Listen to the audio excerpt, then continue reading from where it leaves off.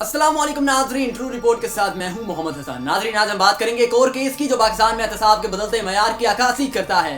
जी हाँ, मैं बात कर रहा हूं रमजान शुगर मिल केस की, जिसमें वज़ीर-ए-आज़म शहबाज शरीफ और उनके साहबजादे हमजा शहबाज की बरियत की दरख्वास्त पर फैसला 6 फरवरी को सुनाया जाएगा।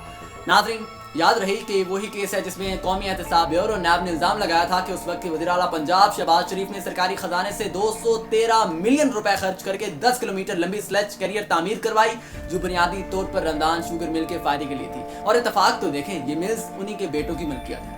नाज़रीन, ये केस 2019 में दायर हुआ था, लेकिन फिर कुछ इंतजामी तरामीम के बायस मुअख्खर हो गया। लेकिन फिर 2023 में सुप्रीम कोर्ट ने तरामीम को कलअदम करार दे दिया, तो केस दोबारा खुल गया। अब सवाल ये है कि केस दोबारा खुलने के बावजूद नून लीग को इतनी तसल्ली क्यों है? क्या उन्हें अदलिया पर ज़्यादा एतमाद है या फिर कहीं और से गारंटी मिली हुई है?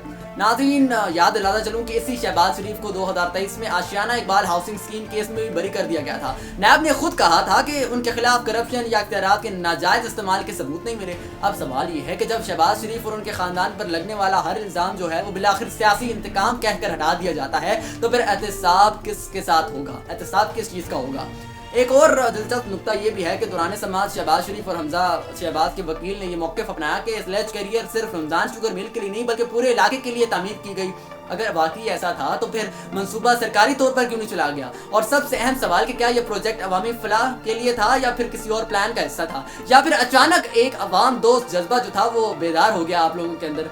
नाज़रीन, ये सवालात अहम है क्योंकि माजी में भी ऐसी कई स्कीमें मुतारिफ कराएगी जिनका फायदा आवाम को कम और हुक्मरानों के कारोबार को ज्यादा हुआ। क्या रमजान शुगर मिल केस भी इसी सिलसिले की एक कड़ी है? अगर नहीं तो फिर नैब ने ये रेफरेंस क्यों दायर किया? और अगर हाँ तो फिर हर बार बाइज्जत बरियत कैसे मिल जाती है? क्या पाकिस्तान में करप्शन सिर्फ चंद मखसूस सियासतदानों का मसला है या फिर कुछ के लिए एहतसाब सिर्फ एक कागजी कार्रवाई बन चुका है? नाज़रीन, इस सवालात हम आप पर छोड़ते हैं, हमें अपनी राय से जरूर आगाह कीजिएगा। अब तक इतना ही, मुझे दीजिए इजाजत और अपना और अपने इर्द गिर्द के लोगों का बहुत बहुत ख्याल रखें। अल्लाह हाफिज।